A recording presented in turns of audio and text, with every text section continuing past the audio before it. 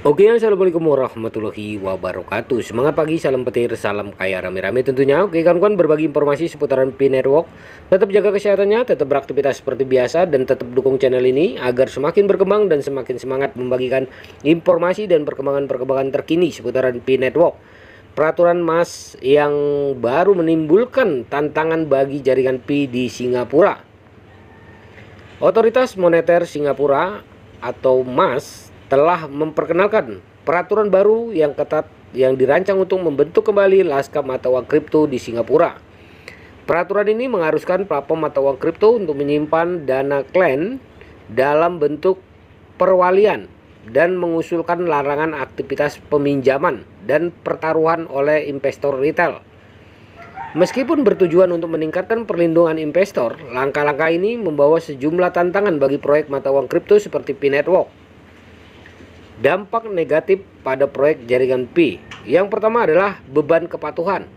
Persyaratan baru untuk menyimpan dana klien dalam bentuk perwalian merupakan tantangan kepatuhan yang signifikan bagi jaringan Pi.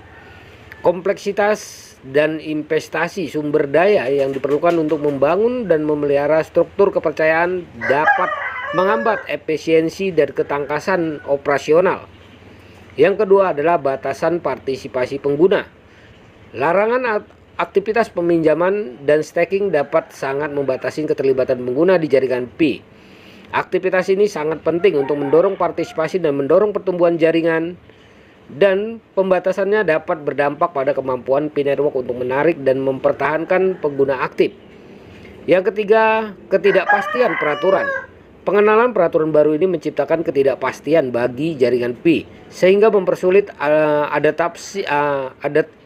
adaptasinya terhadap kerangka peraturan yang terus berkembang.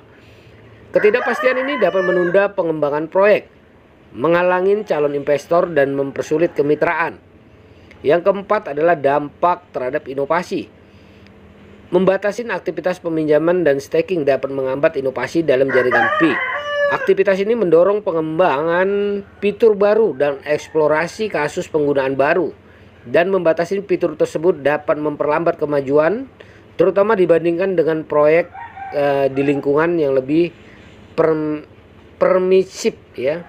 Nah, yang kelima adalah persepsi global.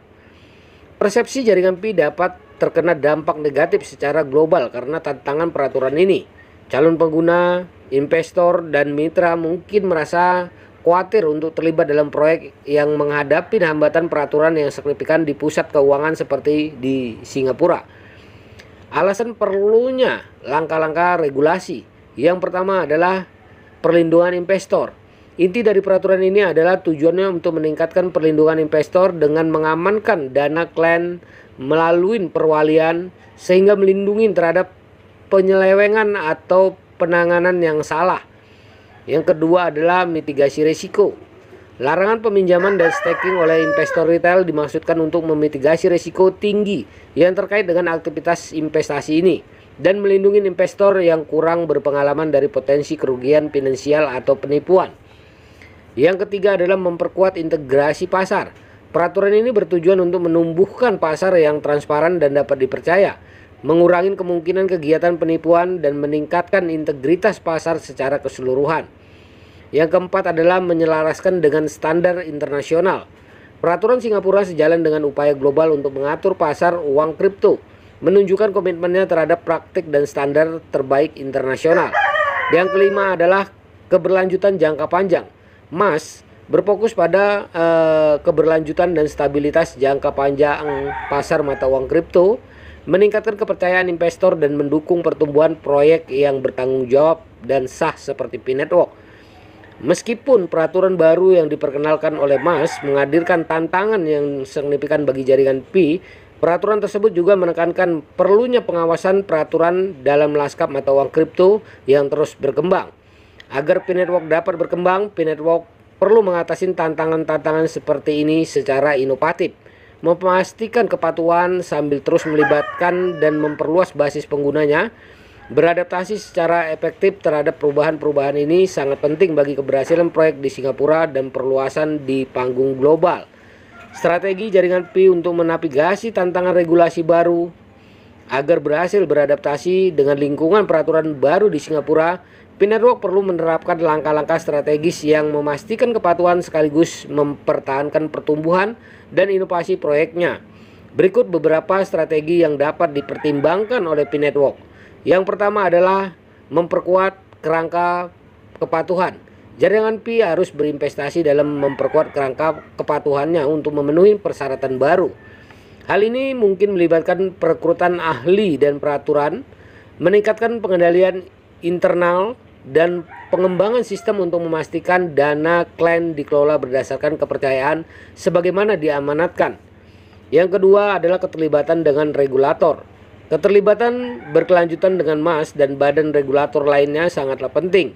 Dengan berpartisipasi aktif dalam diskusi peraturan dan memberikan masukan terhadap peraturan yang diusulkan, P-Network dapat membantu membentuk naskah peraturan yang mendukung inovasi sekaligus memastikan perlindungan investor. Yang ketiga adalah diversifikasi penawaran. Untuk mengurangi dampak pembatasan pinjaman dan staking, P-Network dapat mendiversifikasi penawarannya, mengeksplorasi aktivitas penciptaan nilai lainnya yang tidak bertentangan dengan peraturan baru, dapat membantu mempertahankan minat dan partisipasi pengguna. Yang keempat adalah pendidikan dan transparansi. Mendidik pengguna untuk lingkungan peraturan baru dan dampak bagi investasi dan partisipasi mereka dalam jaringan Pi sangatlah penting. Komunikasi yang transparan dapat membantu mengelola ekspektasi pengguna dan menjaga kepercayaan. Yang kelima adalah menjelajahi pasar baru. Memperluas operasional ke yurisdiksi lain dengan lingkungan peraturan lebih menguntungkan juga bisa menjadi strategi yang layak. Hal ini tidak hanya akan memitigasi risiko yang terkait dengan perubahan peraturan di Singapura, namun juga memperluas jangkauan proyek secara global. Yang keenam adalah memanfaatkan inovasi teknologi. Merangkul inovasi teknologi baru dapat membantu P-Network beradaptasi terhadap perubahan peraturan tanpa mengorbankan efisiensi operasional. Misalnya, teknologi blockchain dapat digunakan untuk meningkatkan transparansi dan mengotomatiskan ya proses kepatuhan. Nah, kawan-kawan, ya, peraturan akan sangat penting bagi kesuksesan dan pertumbuhan P-Network yang berkelanjutan. Tidak hanya di Singapura tetapi juga di pasar global. Pendekatan proaktif dan strategis ini dapat menjadi presiden bagi proyek mata uang kripto lainnya untuk menghadapi lingkungan peraturan serupa di seluruh dunia. Nah, kawan-kawan, begitulah informasinya. Semoga informasi ini bermanfaat buat kita semua, ya. Menambah wawasan kita, menambah pengetahuan kita, dan mengetahui perkembangan-perkembangan terkini seputaran P-Network di berbagai negara, ya, dan peraturan-peraturannya. Oke, kawan-kawan, tugas kita adalah selaku pioner perdayakan koinnya di harga GCP 314.159 US dollar. Jaga koinnya, jaga proses sandinya, karena ini adalah aset kebebasan finansial kita di masa depan. Oke, tetap bersemangat. Salam petir, salam kaya rame-rame. Wassalamualaikum warahmatullahi wabarakatuh.